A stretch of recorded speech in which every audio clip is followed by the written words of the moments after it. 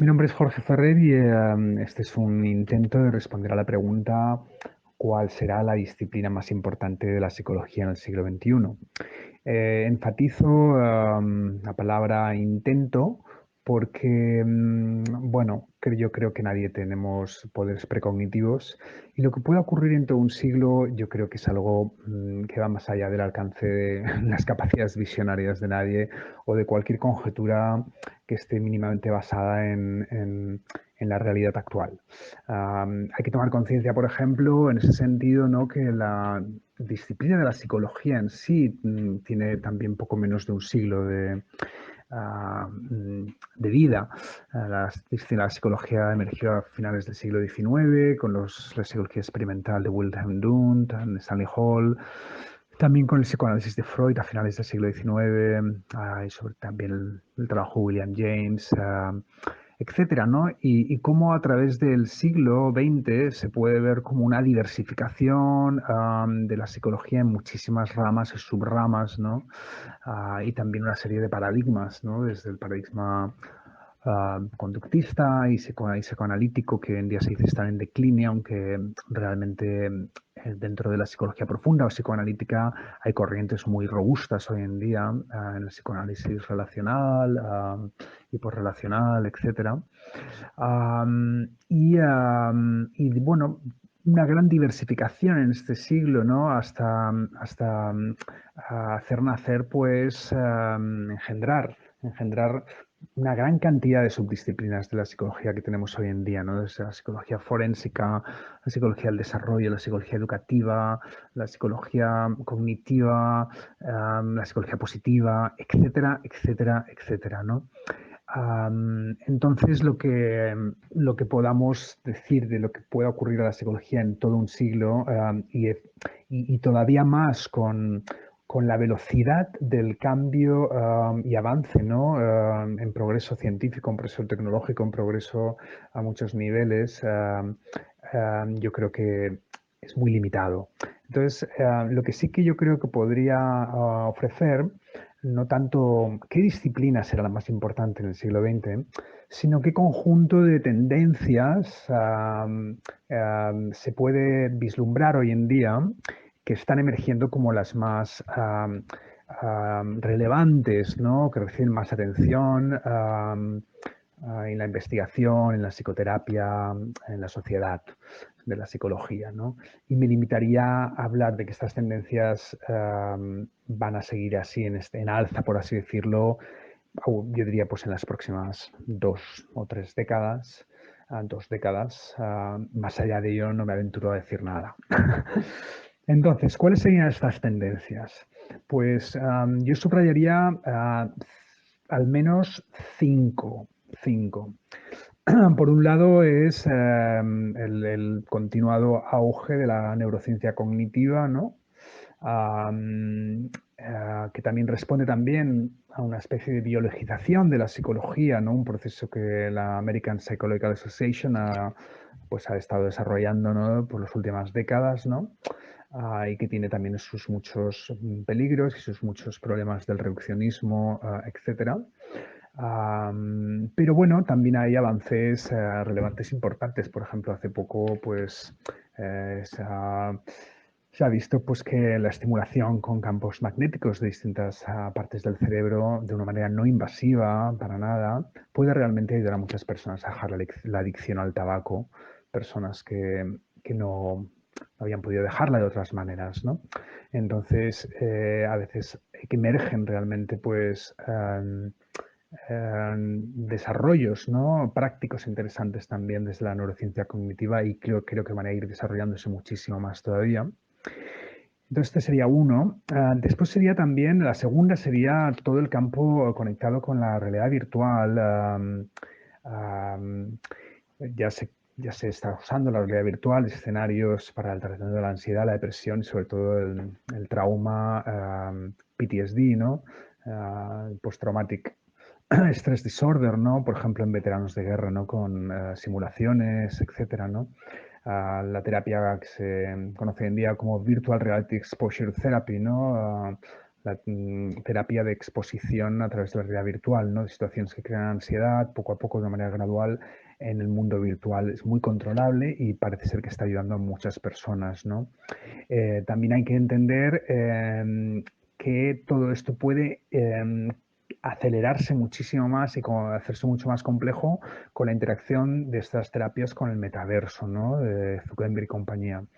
Que el metaverso sea algo que entre en tal auge como Zuckerberg y compañía creen es cuestionable todavía por varias razones, ¿no? Una es el perfeccionamiento de la realidad virtual, ¿no? Hasta que sea casi indistinguible de la realidad física, pues es bastante cuestionable de momento, aunque quizás estos problemas tecnológicos siempre son problemas que con el tiempo se solucionan. Pero después también está el tema de que, claro, el llevar unas Googles no es como llevar un smartphone o un teléfono que te permite estar en este mundo haciendo cosas al mismo tiempo que estar conectado con el mundo de ciberespacial. Eso es otra cosa que es una disrupción en tu realidad cotidiana, ¿no? Entonces, pero bueno, quién sabe, podríamos conjeturar y es probable que de aquí a poco ya ocurra, ¿no? Que habrá gente que puede incluso ofrecer terapias no solo con realidad virtual, sino a través, ¿no? Del metaverso, ¿no?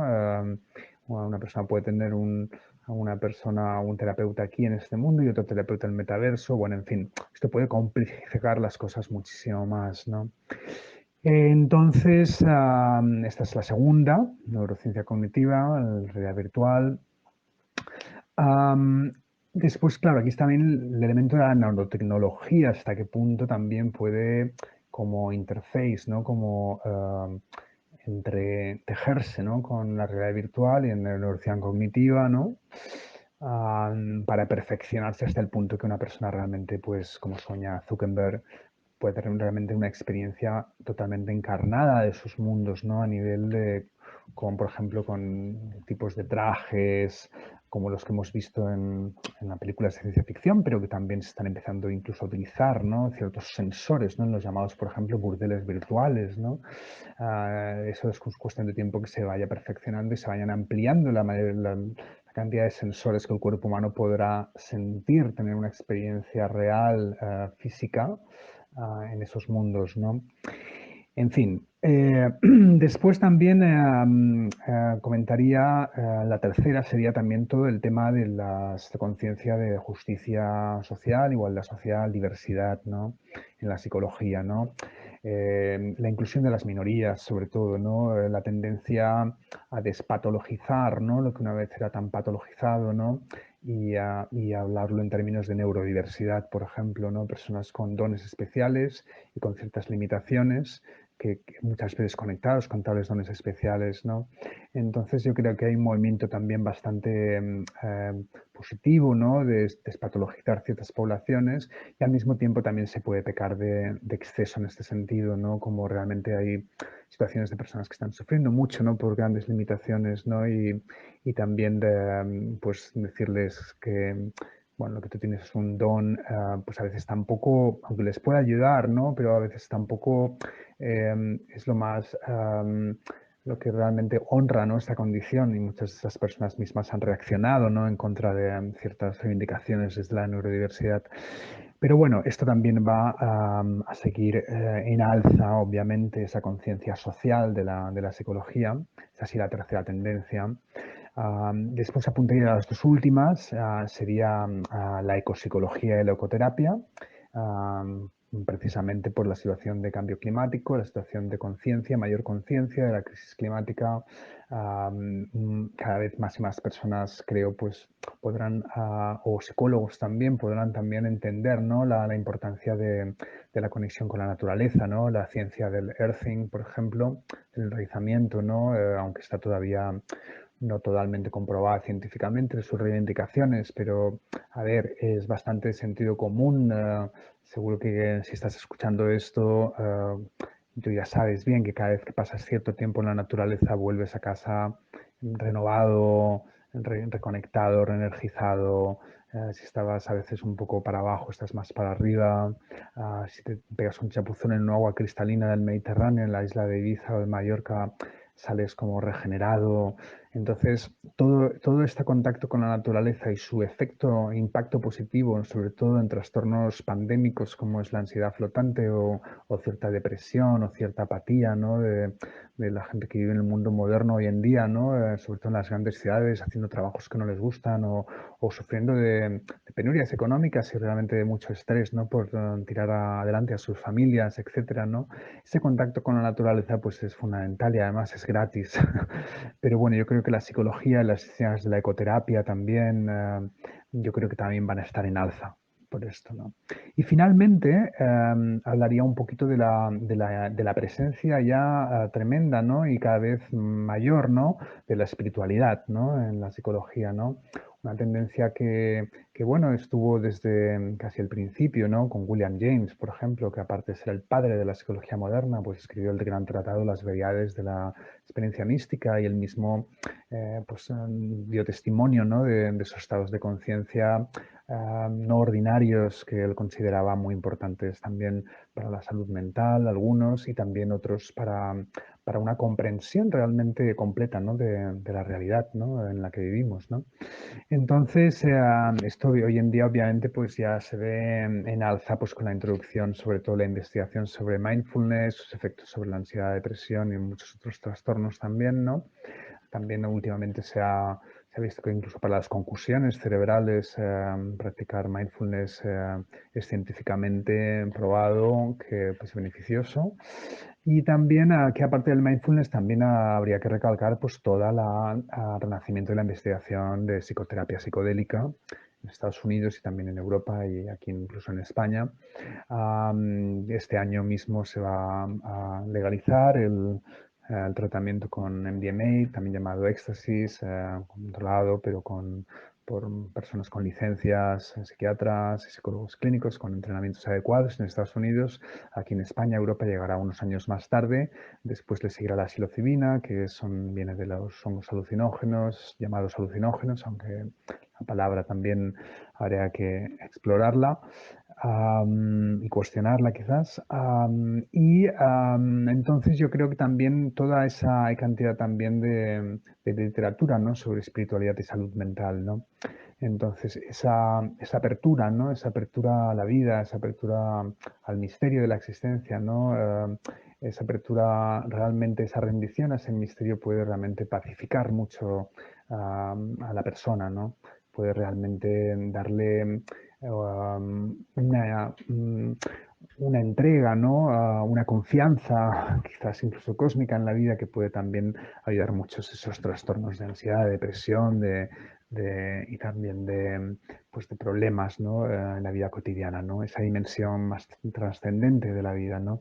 Integrarla también en un tratamiento. Um, entonces yo creo que aquí también, si vamos ya concluyendo, lo que podría decir es que para mí no es que habrá una sola disciplina de la psicología que sea más importante, sino que lo que me gustaría ver, por cambiar un poquito la pregunta, que es lo que me gustaría ver es que hubiera una integración, ¿no? Una integración de todas estas corrientes en realmente unos enfoques realmente holísticos, ¿no? De comprensión de la naturaleza humana, de la psicología humana y sobre todo del tratamiento de condiciones que causan sufrimiento a tantas y tantas personas, ¿no?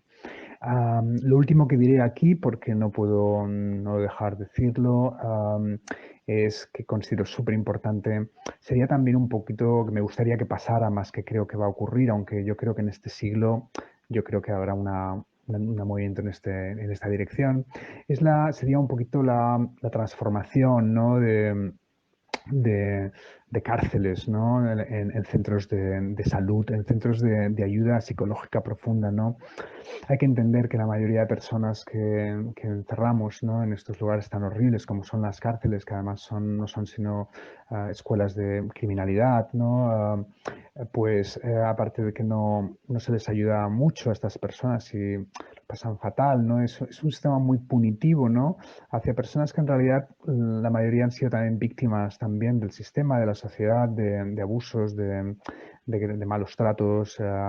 La psicología se conoce perfectamente, ¿no? Y la psicología también forénsica, etcétera, ¿no? Como que la mayoría de la gente que maltrata han sido maltratados, ¿no? como que la mayoría de la gente que abusa sexualmente fue abusada sexualmente de niños también. Entonces, esas personas que ahora pues los periódicos, los noticieros los tratan como de seres perversos, ¿no? Y malévolos que necesitan ser aislados o castigados, ¿no? Es un paradigma bastante contraproducente, ¿no? Y además nada compasivo. No llega al punto de la cuestión de realmente a estas personas entender que han sido también víctimas de esas condiciones sociales, de miseria, pues a lo mejor nacido en barriadas muy problemáticas con drogas, con gangs, y también normalmente en situaciones en casa pues bastante desafiantes, ¿no? Con padres que eran alcohólicos, que les pegaban, etcétera, etcétera, etcétera. Entonces yo creo que esta descriminalización, ¿no? de tantas y tantas personas, ¿no? Incluso muchas de estas personas que son realmente pues sociópatas, psicópatas, realmente pues necesitan ayuda o centros donde pueden ser ayudados, no punitivamente castigados de maneras inhumanas, ¿no? Entonces, bueno, lo voy a dejar aquí porque ya me he enrollado demasiado. Espero que algo de lo dicho pues sea de valor para los oyentes y muchas gracias por la invitación.